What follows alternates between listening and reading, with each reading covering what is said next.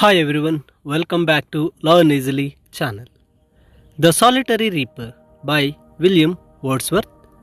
Line by line explanation in Kannada and a summary and English summary PDF in this video. ಇಲ್ಲಿ the solitary reaper William Wordsworth ರವರ ಒಂದು ಪದ್ಯವಾಗಿದೆ. William Wordsworth ರವರನ್ನು nature poet ಅಂತಲೇ ಕರೀತೇವೆ. ಈ ಒಂದು ಪದ್ಯದಲ್ಲಿ solitary reaper ಅಂದಾಗ ಒಬ್ಬ ಏಕಾಂಗಿ ರೀಪರ್ ಹೆಣ್ಣು ಒಂದು ಫಸಲನ್ನು ಕೊಯ್ತಕ್ಕಂಥ ಒಂದು ಹೆಣ್ಣಿನ ಹಾಡನ್ನು ಕೇಳ್ತಾರೆ. ಆ ಹಾಡಿಗೆ ಅವರು ಮಾರಿ ಹೋಗ್ತಾರೆ, ಒಂದು ಮುಗ್ಧರಾಗ್ತಾರೆ. ಆಕೆಯ ಹಾಡನ್ನು ವರ್ಣಿಸುತ್ತಾ ಈ ಒಂದು ಸಾಲಿಟರಿ ರೀಪರ್ ಪದ್ಯವನ್ನು ಬರೆದಿರ್ತಾರೆ. ಈ ಪದ್ಯದಲ್ಲಿ ಅವರು ಆ ಸಾಲಿಟರಿ ರೀಪರನ್ನು ಆ ಹಾಡಿಗೆ ಯಾವ ರೀತಿ ವರ್ಣನೆಯನ್ನು ಕಲ್ಪಿಸಿದ್ದಾರೆ, ಯಾವ ರೀತಿಯ ಒಂದು ವಿವರಣೆಗಳನ್ನು ನೀಡಿದ್ದಾರೆ ಅಂತಕ್ಕಂಥದ್ದನ್ನು ನೋಡ್ತಾ ಸಾಗೋಣ.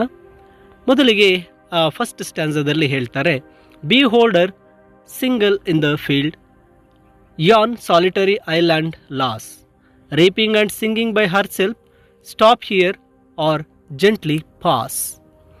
ಇಲ್ಲಿ ಕವಿಯವರು ಒಮ್ಮೆ ಸ್ಕಾಟ್ಲ್ಯಾಂಡ್ನ ಒಂದು ಮೌಂಟೈನ್ ರೀಜನ್ಸ್ನಲ್ಲಿ ಹೈಲ್ಯಾಂಡ್ಸ್ ಅಂದಾಗ ಎತ್ತರದ ಪರ್ವತ ಪ್ರದೇಶದಲ್ಲಿ ಹಾದು ಹೋಗಬೇಕಾದ್ರೆ ಅವರು ಒಂದು ಯಂಗ್ ವುಮೆನ್ ಒಬ್ಬ ಯುವತಿಯನ್ನು ನೋಡ್ತಾರೆ. ಆಕೆ ಏನು ಮಾಡ್ತಾ ಇದ್ದಾರೆ, ಫೀಲ್ಡ್ಸ್ ಅಂದರೆ ಹೊಲದಲ್ಲಿ ಬೆಳೆದು ನಿಂತಿರ್ತಕ್ಕಂಥ ಫಸಲನ್ನು ಒಬ್ಬರೇ ಏಕಾಂಗಿಯಾಗಿ ಕೊಯ್ತಾ ಇದ್ದಾರೆ. ಆಕೆ ಕೊಯ್ಬೇಕಾದ್ರೆ ಒಂದು ಹಾಡನ್ನು ಹಾಡ್ತಾ ಇದ್ದಾರೆ. ಆ ಹಾಡನ್ನು ಕೇಳಿಸಿಕೊಂಡಂತಹ ಕವಿಯು ಆ ಹಾಡಿಗೆ ಆಕರ್ಷಿತರಾಗಿ ಅಲ್ಲಿ ಆ ಹಾಡನ್ನು ಕೇಳ್ತಾ ನಿಂತಿದ್ದಾರೆ. ನಿಂತ್ಕೊಂಡು ಅವರು ಅಲ್ಲಿ ನಿಧಾನವಾಗಿ ಪಾಸಾಗ್ತಾ ಪೂರ್ಣ ಹಾಡನ್ನು ಕೇಳಬೇಕು. ಆಕೆಯ ಹಾಡು ಅಷ್ಟು ಹಿಂಪಾಗಿದೆ. ಆ ಒಂದು ಫಸಲನ್ನು ಕೊಯ್ತಾ ಆ ಹಾಡನ್ನು ಆಕೆ ತನ್ನ ಒಂದು ಎಂಟರ್ಟೈನ್ಮೆಂಟ್ಗೋಸ್ಕರ, ತಾನು ಏಕಾಂಗಿಯಾಗಿ ಕೆಲಸ ಮಾಡ್ತಾ ಇದ್ದಾನೆ ಅಂಥೇಳಿ ತನ್ನ ಒಂದು ಎಂಟರ್ಟೈನ್ಮೆಂಟ್ಗೋಸ್ಕರ ಆಕೆ ಹಾಡ್ತಾ ಇದ್ದಾಳೆ. ಆ ಒಂದು ಹಾಡನ್ನು ಕೇಳಿದಂತಹ ಕವಿ ವಿಲಿಯಂ ವರ್ಡ್ಸ್ವರ್ತ್ ರವರು ಅಲ್ಲೇ ನಿಂತು ಹಾಡನ್ನು ಮತ್ತೆ ಇನ್ನೂ ಕ್ಲಿಯರ್ ಆಗಿ ಕೇಳಬೇಕು, ಆ ಹಾಡನ್ನು ನಾನು ಇನ್ನೂ ಸ್ವಲ್ಪ ಕೇಳಬೇಕು, ಆ ಹಾಡು ನಿಲ್ಲಬಾರ್ದು, ಯಾರೊಬ್ಬರು ಆಕೆಯನ್ನು ಡಿಸ್ಟರ್ಬ್ ಮಾಡಬಾರ್ದು, ಆಕೆ ಹಾಡನ್ನು ಹಾಗೆ ಹಾಡಬೇಕು ಅಂತ ಹೇಳಿ ಯಾವುದೇ ರೀತಿಯ ಆಕೆಗೆ ಡಿಸ್ಟರ್ಬೆನ್ಸ್ ಮಾಡದೆ ನಿಧಾನವಾಗಿ ಆ ಒಂದು ಫೀಲ್ಡ್ಸ್ ಅಂದಾಗ ಆ ತೋಟದಲ್ಲಿ ಅಥವಾ ಹೊಲದಲ್ಲಿ ನಡೆಯುತ್ತಾ ಆಕೆಯ ಹಾಡನ್ನು ಕೇಳ್ತಾ ಇದ್ದಾರೆ. Alone she cuts and binds the grain and sings a melancholy strain o listen for the vale profound is overflowing with the sound. Alone, ಏಕಾಂಗಿಯಾಗಿ. ಕವಿ ಅಲ್ಲಿ ವಿಲಿಯಂ ವರ್ಡ್ಸ್ವರ್ತ್ ರವರು ನೋಡಿದಾಗ ಅಲ್ಲಿ ಬೇರೆ ಯಾರೂ ಇರೋದಿಲ್ಲ, ಏಕಾಂಗಿಯಾಗಿ ಆಕೆ ಹೆಣ್ಣು ಏನು ಮಾಡ್ತಾ ಇದ್ದಾಳೆ, ಅಲ್ಲಿರ್ತಕ್ಕಂತಹ ಫಸಲನ್ನು ಕಟ್ ಮಾಡ್ತಾ ಇದ್ದಾಳೆ. ಆ್ಯಂಡ್ ಬೈಂಡ್, ಅವುಗಳನ್ನು ಬೈಂಡಿಂಗ್ ಮಾಡ್ತಾ ಇದ್ದಾಳೆ. ಆ ಒಂದು ಕಟ್ಟುಗಳನ್ನು ಕಟ್ತಾ ಬೈಂಡಿಂಗ್ ಮಾಡ್ತಾ ಆ ಮೆಲನಾನಿಕಲಿ ಸಾಂಗ್, ಒಂದು ದುಃಖದ ರೀತಿಯ ಹಾಡನ್ನು ಹಾಡ್ತಾ ಇದ್ದಾಳೆ. ಮೆಲನಾನಿಕಲಿ ಸಾಂಗ್ ಅಂದಾಗ ಒಂದು ರೀತಿಯ ದುಃಖದ ಸ್ಯಾಡ್ ಸಾಂಗನ್ನು ಹಾಡ್ತಾ ಇದ್ದಾಳೆ. ಆ ಸಾಂಗ್ ಹೇಗಾಗ್ತಾ ಇದೆ ಅಂದರೆ vale profound is overflowing the sound. ಆ ಕಣಿವೆ, ಆ ಒಂದು ಬೆಟ್ಟಗಳ ಕಣಿವೆಯಲ್ಲಿ ಆಕೆಯ ಹಾಡು ಒಂದು ರೀತಿಯಲ್ಲಿ ಫ್ಲೋ ಆಗ್ತಾ ಇದೆ, ಆ ಗಾಳಿಯಲ್ಲಿ ತೇಲಿ ಬರ್ತಾ ಇದೆ. ಆ ಕಣಿವೆಯಲ್ಲೆಲ್ಲ ಆಕೆಯ ಹಾಡೇ ತುಂಬಿದೆ, ಆ ವ್ಯಾಲಿ ತುಂಬ ಆ ಆಕೆಯ ಹಾಡು ಪ್ರತಿಧ್ವನಿಸ್ತಾ ಇದೆ. ಅಷ್ಟು ಹಿಂಪಾಗಿ ಆಕೆಯ ಹಾಡನ್ನು ಹಾಡ್ತಾ ಇದ್ದಾಳೆ ಅಂತ ತಿಳಿಸ್ತಾರೆ. ಇನ್ನು ಮುಂದೆ ಆಕೆಯ ಹಾಡನ್ನು ನೈಟಿಂಗೇಲ್ಗೆ ಹೋಲಿಸ್ತಾರೆ. No nightingale did ever chant more welcome notes to weary bands of travellers in some shady haunt among Arabian sands. ಇಲ್ಲಿ ಕವಿ ಹೇಳ್ತಾ ಇದ್ದಾರೆ, ಆಕೆಯ ಹಾಡು ಯಾವ ರೀತಿ ಇದೆ ಎಂದಪ್ಪ, ಒಂದು ನೈಟಿಂಗೇಲ್ ಬರ್ಡ್ ಯಾವುದೇ ಸಮಯದಲ್ಲೂ ಕೂಡ ಈ ರೀತಿಯಾಗಿ ಹಾಡಿರಲಿಲ್ಲ, ಅಷ್ಟು ಇಂಪಾಗಿದೆ ಆಕೆಯ ಆ ಒಂದು ಹಾಡು ಅಂತಕ್ಕಂಥದ್ದನ್ನು ಹೇಳ್ತಾ ಇದ್ದಾರೆ. ನೈಟಿಂಗೇಲ್ ಅಂತಕ್ಕ ಬರ್ಡ್ ಅದು ತನ್ನ ಒಂದು ಧ್ವನಿಗೆ ಪ್ರಸಿದ್ಧವಾಗಿರ್ತಕ್ಕಂತಹ ಪಕ್ಷಿಯಾಗಿದೆ. ಆದರೆ ಈಕೆಯ ಹಾಡು ಯಾವುದೇ ನೈಟಿಂಗೇಲ್ ಪಕ್ಷಿಯ ಕೂಡ ಈ ರೀತಿ ಹಾಡಿರಲಿಲ್ಲ, ಅಷ್ಟು ಸುಂದರವಾಗಿ ಆಕೆ ಹಾಡ್ತಾ ಇದ್ದಾಳೆ, ಅಷ್ಟು ಹಿಂಪಾಗಿ ಹಾಡನ್ನು ಹಾಡ್ತಾ ಇದ್ದಾಳೆ. ಅದು ಯಾವ ರೀತಿ ಇದೆ ಎಂದಾಗ ಈ ಒಂದು ನೈಟಿಂಗೇಲ್ ಬರ್ಡನ್ನು ಒಂದು ಡೆಸರ್ಟ್ನಲ್ಲಿ, ಅರೇಬಿಯನ್ ಡೆಸರ್ಟ್ನಲ್ಲಿ ಹೋಗ್ತಕ್ಕಂಥ ಟ್ರಾವೆಲರ್ಸ್ ಹೇಗೆ ಅವರು ಒಂದು ಶೇಡ್ಗಾಗಿ, ಒಂದು ನೆರಳಿಗಾಗಿ ಹುಡುಕಾಡ್ತಾ ಇರ್ತಾರೋ, ನೆರಳು ಸಿಕ್ಕಾಗ ಅವರು ಹೇಗೆ ಎಷ್ಟು ಖುಷಿ ಪಡ್ತಾರೋ ಹಾಗೆ ಆ ಒಂದು ಮರುಭೂಮಿಯನ್ನು ಕ್ರಾಸ್ ಮಾಡಬೇಕಾದ್ರೆ ಆ ಟ್ರಾವೆಲರ್ಗೆ ಸಿಗ್ತಕ್ಕಂತಹ ಒಂದು ನೆರಳಿನ ಹಾಗೆ ಈ ಹಾಡು ಆ ಡೆಸರ್ಟ್ನಲ್ಲಿ ಕೇಳಿಸಿದ ಹಾಗೆ ಕೇಳ್ತಾ ಇದೆ. ಅಷ್ಟು ಹಿಂಪಾಗಿದೆ. ಈ ಹಾಡನ್ನು ಕೇಳಿದಾಗ ಆ ಅರೇಬಿಯನ್ ಡೆಸರ್ಟನ್ನು ಟ್ರಾವೆಲ್ ಮಾಡ್ತಕ್ಕಂಥ ಟ್ರಾವೆಲರ್ಸ್ಗೆ ಒಂದು ರೀತಿಯ ನೆರಳಿನ ಪ್ರದೇಶ ಸಿಕ್ಕಂಗೆ ಈ ಹಾಡು ಅಷ್ಟು ಹಿಂಪಾಗಿದೆ ಅಂತಕ್ಕಂಥದ್ದನ್ನು ತಿಳಿಸ್ತಾ ಇದ್ದಾರೆ. A voice so thrilling never was heard in springtime from the cuckoo bird, breaking the silence of the sea among the farthest Hebrides. ಇಲ್ಲಿ ಆ ಒಂದು ಹೆಣ್ಣಿನ ವಾಯ್ಸ್ ಎಷ್ಟು ಮೆಲೋಡಿಯಸ್ ಆಗಿದೆ ಅಂದಾಗ ಒಂದು ಸ್ಪ್ರಿಂಗ್ ಸೀಸನ್ನಲ್ಲಿ ಅಂದಾಗ ಒಂದು ವಸಂತ ಕಾಲದಲ್ಲಿ ಕಕು ಬರ್ಡ್ ಒಂದು ಕೋಗಿಲೆಯ ಕೂಗು ಹೇಗೆ ಹಿಂಪಾಗಿ ಆ ಪ್ರಕೃತಿಯ ಪ್ರದೇಶವೆಲ್ಲವೂ ತುಂಬುತ್ತೋ ಆ ರೀತಿಯಾಗಿ ಆಕೆಯ ಒಂದು ಹಾಡು ಅಲ್ಲಿ ಅಷ್ಟು ಹಿಂಪಾದಂತಹ ಧ್ವನಿ ಅಲ್ಲಿ ತುಂಬಿದೆ.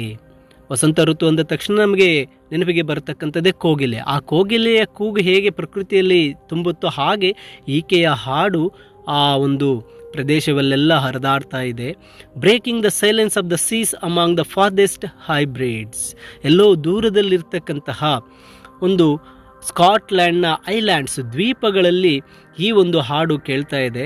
ಆ ಹಾಡು ಹೇಗಿದೆಯಪ್ಪ ಅಂದರೆ ಆ ಸೈಲೆಂಟ್ ಸಮುದ್ರದ ಮೇಲೆ ಒಂದು ಕೋಗಿಲೆಯ ಕೂಗಿದ ಹಾಗೆ ಆ ಒಂದು ಹಾಡು ಕೇಳ್ತಾ ಇದೆ.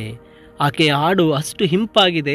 ಆ ಕವಿ ವಿಲಿಯಂ ವರ್ಡ್ಸ್ವರ್ತ್ ಅವರನ್ನು ಅಷ್ಟು ಮಂತ್ರಮುಗ್ಧರನ್ನಾಗಿ ಅಷ್ಟು ಆಕರ್ಷಿಸಿದೆ. ಆ ಹಾಡನ್ನು ಅವರು ಕೇಳ್ತಾ ಸಾಗ್ತಾ ಇದ್ದಾರೆ. Will no one tell me what she sings, perhaps the plaintive numbers flow for old unhappy far off things and battles long ago. ಕವಿಯವರು ಆಕೆಯ ಹಾಡನ್ನು ಕೇಳ್ತಾ ಇದ್ದಾರೆ, ಆದರೆ ಆಕೆ ಹಾಡ್ತಾ ಇರ್ತಕ್ಕಂತಹ ಹಾಡಿನ ಅರ್ಥ ಅವ್ರಿಗೆ ಗೊತ್ತಾಗ್ತಾ ಇಲ್ಲ. ಆ ಹಾಡಿನ ಹಿಂದೆ ಇರ್ತಕ್ಕಂತಹ ಸ್ಟೋರಿ ಏನು, ಯಾರೊಬ್ಬರು ಆ ಸ್ಟೋರಿ ಆ ಹಾಡಿನ ಹಿಂದೆ ಇರ್ತಕ್ಕಂಥ ಕಥೆ ಏನು, ಆಕೆ ಹಾಡನ್ನು ಹಾಡೋದಕ್ಕೆ ಆಕೆಯ ಹಿಂದೆ ಇರ್ತಕ್ಕಂತಹ ಫೀಲಿಂಗ್ಸ್ ಏನು, ಭಾವನೆಗಳೇನು ಅಂತಕ್ಕಂಥದ್ದನ್ನು ಕವಿ ತಿಳ್ಕೊಳ್ಬೇಕು ಅಂತ ತುಂಬ ಕ್ಯೂರಿಯಸ್ ಆಗಿದ್ದಾರೆ. ಅವರಿಗೆ ಆ ಹಾಡು ಅರ್ಥ ಆಗ್ತಾ ಇಲ್ಲ. ಆದರೆ ಮೇ ಬಿ ಆ ಸಾಂಗನ್ನು ಕೇಳಿಸ್ಕೊಂಡಾಗ ಆ ಕವಿ ಏನು ಹೇಳ್ತಾ ಇದ್ದಾರೆ, ಅದೊಂದು ಸಾರಫುಲ್ ಸಾಂಗ್, ಒಂದು ದುಃಖಮಯವಾದ ಹಾಡಾಗಿದೆ. ಆ ದುಃಖವು ಹಿಂದೆ ನಡೆದಿರ್ತಕ್ಕಂತಹ ಬ್ಯಾಟಲ್ಸ್, ಒಂದು ಯುದ್ಧಗಳ ಬಗ್ಗೆ ಆಗಿರಬಹುದು, ಅಥವಾ ಆಕೆ ಅನುಭವಿಸಿರ್ತಕ್ಕಂತಹ ಸ್ಯಾಡ್ ಮೂಮೆಂಟ್ಸ್ನ ಬಗ್ಗೆ ಹಾಕಿರಬಹುದು. ಆಕೆ ತನ್ನ ಜೀವನದಲ್ಲಿ ನಡೆದಿರ್ತಕ್ಕಂಥ ದುಃಖ ಸಂಗತಿಗಳು ಅಥವಾ ಹಳೆಯ ಹಿಂದಿನ ಯುದ್ಧಗಳ ಬಗ್ಗೆ ಆಕೆ ಹಾಡ್ತಾ ಇದ್ದಾಳ ಅಂತ ಹೇಳಿ ಕವಿ ತನ್ನೊಳಗೆ ಅಂದ್ಕೋತಾರೆ. ಆದರೆ ಆಕೆ ಹಾಡಿನ ಅರ್ಥವನ್ನು ತಿಳ್ಕೋಬೇಕು ಅಂತಕ್ಕಂಥ ಒಂದು ಕ್ಯೂರಿಯಾಸಿಟಿ ಕವಿಯಲ್ಲಿ ಮೂಡಿರುತ್ತೆ. Or is it some more humble lay familiar matter of today, some natural sorrow, loss or pain that has been and may be again. ಇಲ್ಲಿ ವಿಲಿಯಂ ವರ್ಡ್ಸ್ವರ್ತ್ ಅವರು ಯೋಚನೆ ಮಾಡ್ತಾರೆ, ಆಕೆ ಹಾಡ್ತಾ ಇರ್ತಕ್ಕಂಥ ಹಾಡು ಆರ್ಡಿನರಿಯಾಗಿ ಪ್ರತಿದಿನ ನಡೀತಕ್ಕಂತಹ ವಿಷಯಗಳ ಬಗ್ಗೆ, ಆಕೆಯ ನೋವನ್ನು, ಆಕೆಯ ಮನಸ್ಸಿನಲ್ಲಿರ್ತಕ್ಕಂಥ, ಆಕೆಯ ಹೃದಯದಲ್ಲಿರ್ತಕ್ಕಂಥ ಪ್ರತಿದಿನದ ನಡೀತಕ್ಕಂಥ ಘಟನೆಗಳ ನೋವನ್ನು ಆಕೆ ಹೇಳ್ತಾ ಇದ್ದಾರಾ, ಆಕೆಯ ಒಂದು natural sorrows, loss of possession or pain caused by harsh words, ಆಕೆ ಪ್ರತಿದಿನದ ನೋವುಗಳ ಬಗ್ಗೆ ಆಕೆ ಹಾಡ್ತಾ ಇದ್ದಾಳ. ಈ ಹಾಡನ್ನು ಕೇಳ್ತಾ ಇದ್ದಾಗ ಅವರು ಅಂದ್ಕೋತಾರೆ, this is one kind of sorrow, ಆಕೆ ಒಂದು ದುಃಖದಲ್ಲಿ ಕೂಡಿದಾಳೆ, ಆಕೆ ಪ್ರತಿದಿನದ ಕೆಲವು ವಿಷಯಗಳ, ಒಂದು ದುಃಖದ ವಿಷಯಗಳ ಬಗ್ಗೆ ಆಕೆ ಹಾಡನ್ನು ಹಾಡ್ತಾ ಇದ್ದಾಳೆ ಅಂತ ಹೇಳಿ ಕವಿಯವರು ಭಾವಿಸ್ತಾರೆ. ಕೊನೆಗೆ, whatever the theme the maiden sang, if our song could have no ending, I saw her singing at our work and over the sickle bending. Whatever the theme, okay, ಆಕೆ ಹಾಡ್ತಾ ಇದ್ದಾಳೆ, ಆಕೆಯ ಹಾಡಿನ theme ಏನೇ ಆಗಿರಬಹುದು, ಆದರೆ ಆಕೆಯ ಒಂದು ಹಾಡು ಅಂತಕ್ಕಂಥದ್ದು ನೆವರ್ ಎಂಡಿಂಗ್. ಆಕೆಯ ಹಾಡಿಗೆ ಒಂದು ಎಂಡ್ ಅನ್ನೋದು ಇಲ್ಲ. ಅಂದರೆ ಇದರ ಅರ್ಥ ಆಕೆಯ ನೋವಿಗೆ ಕೊನೆ ಅಂತಕ್ಕಂಥದ್ದು ಸಹ ಇಲ್ಲ. ಆ ಹಾಡಿಗೆ ಹೇಗೆ ಕೊನೆ ಇಲ್ಲದೆ ಆಕೆ ಹಾಡ್ತಾ ಹೋಗ್ತಾ ಇದ್ದಾಳೆ, ಆಕೆಯ ಒಂದು ಪೇಯ್ನ್, ಆಕೆಯ ಒಂದು ದುಃಖವನ್ನು ಹಾಡಿನ ಮೂಲಕ ಹೇಗೆ ವ್ಯಕ್ತಪಡಿಸ್ತಾ ಇದ್ದಾಳೆ, ಇಟ್ ಈಸ್ ನೆವರ್ ಎಂಡಿಂಗ್. ಇದು ಕೊನೆಯಿಲ್ಲ, ಇದು ಆ ಹಾಡಿಗೆ ಕೊನೆಯಿಲ್ಲ, ಆಕೆಯ ನೋವಿಗೂ ಸಹ ಕೊನೆಯಿಲ್ಲ. ಆಕೆ ಆ ಒಂದು ಫಸಲನ್ನು ಕಟ್ ಮಾಡ್ತಾ ತನ್ನ ಕುಡಿಗೋಲಿನಿಂದ ಹೇಗೆ ಆ ಗ್ರೈನ್ಸನ್ನು ಕಟ್ ಮಾಡ್ತಾ ಇದ್ದಾಳೋ, ಆ ಕಟ್ ಮಾಡ್ತಾ ಆ ಹಾಡನ್ನು ಹಾಗೆ ಮುಂದುವರಿಸ್ತಾ ಹೋಗ್ತಾ ಇದ್ದಾಳೆ. ಇಟ್ ಮೀನ್ಸ್ ಕವಿ ಹೇಳ್ತಾರೆ, ಈ ಹಾಡಿಗೆ ಕೊನೆಯಿಲ್ಲ, ಹಾಗೆ ಆಕೆಯ ಆ ಮನಸ್ಸಿನ ದುಃಖ, ಆ ಒಂದು ಭಾವನೆಗಳಿಗೆ ಕೊನೆ ಇಲ್ಲದೆ ಆಕೆ ಹಾಡನ್ನು ಹಾಡ್ತಾ ಇದ್ದಾಳೆ ಅಂತ ತಿಳಿಸ್ತಾರೆ. ಇನ್ನು ಕೊನೆಯ ಸ್ಟ್ಯಾನ್ಸಾಗೆ ಬಂದಾಗ, I listened motionless and still, and as I mounted up the hill, the music in my heart I bore, long after it was heard no more. ಅಲ್ಲಿ ಕವಿ ಹೇಳ್ತಾ ಇದ್ದಾರೆ, ನಾನು ಆ ಒಂದು ಹಾಡನ್ನು ಕೇಳ್ತಾ ಕೇಳ್ತಾ ಕೇಳ್ತಾ ಮೋಷನ್ಲೆಸ್ ಆ್ಯಂಡ್ ಸ್ಟಿಲ್, ನಾನು ಮೋಷನ್ಲೆಸ್ ಆದೆ, ಒಂದು ನಿರ್ಜೀವದ ವಸ್ತು ಹಾಗೆ ನಿಂತುಬಿಟ್ಟೆ. And as I mounted up the hill, ನಾನು ನಂತರ ನನ್ನ ಜರ್ನಿಯನ್ನು ಮುಂದುವರಿಸಿದೆ, ನಾನು ಪ್ರಯಾಣವನ್ನು ಮುಂದುವರಿಸಿ ಆ ಒಂದು ಹಿಲ್, ಆ ಬೆಟ್ಟವನ್ನು ಹತ್ತದೆ. The music in my heart I bore, ನಾನು ಆಕೆಯ ಒಂದು ಮ್ಯೂಸಿಕ್, ಆಕೆಯ ಹಾಡು, ಆಕೆಯ ಒಂದು ಇಂಪಾದಂತಹ ಒಂದು ಹಾಡನ್ನು ನನ್ನ ಹೃದಯದಲ್ಲಿ ತುಂಬಿಕೊಂಡೆ. Long after it was heard no more, ನಂತರ ನಾನು ಮತ್ತೆಲ್ಲೂ ಸಹ ಆ ಹೆಣ್ಣಿನ ವಾಯ್ಸನ್ನು ನಾನು ಕೇಳಲಿಲ್ಲ. ಮತ್ತೆ ನಾನು ಆ ಸೇಮ್ ಸ್ಥಳಕ್ಕೆ ಬಂದಾಗ ಆಕೆಯನ್ನು ನಾನು ಎಲ್ಲೂ ನೋಡಲಿಲ್ಲ. ಆಕೆಯ ಹಾಡು ನನ್ನ ಹೃದಯದಲ್ಲಿ ಹಾಗೆ ತುಂಬಿದೆ, ಆಕೆಯ ಧ್ವನಿ ತುಂಬಿದೆ, ಆದರೆ ಮತ್ತೆ ನಾನೆಲ್ಲೂ ಆಕೆಯನ್ನು ನೋಡಲಿಲ್ಲ. ಆಕೆಯನ್ನು ನಾನು ಆ ಹಾಡನ್ನು ಮತ್ತೆ ನಾನು ಕೇಳಲಿಲ್ಲ. ಆ ಹೆಣ್ಣಿನ ವಾಯ್ಸನ್ನು ಮತ್ತೊಮ್ಮೆ ನಾನು ಕೇಳಬೇಕು ಅಂತ ನನ್ನಲ್ಲಿ ಅನಿಸ್ತಾ ಇದೆ. ಆಕೆಗೋಸ್ಕರ ನಾನು ಅಲ್ಲಿ ಬಂದಾಗ ಆ ಒಂದು ಫೀಲ್ಡ್ಸ್ನಲ್ಲಿ ಶಿ ವಾಸ್ ನಾಟ್ ಎನಿಮೋರ್, ಅಲ್ಲಿ ಎಲ್ಲೂ ಆಕೆ ಕಾಣಲಿಲ್ಲ.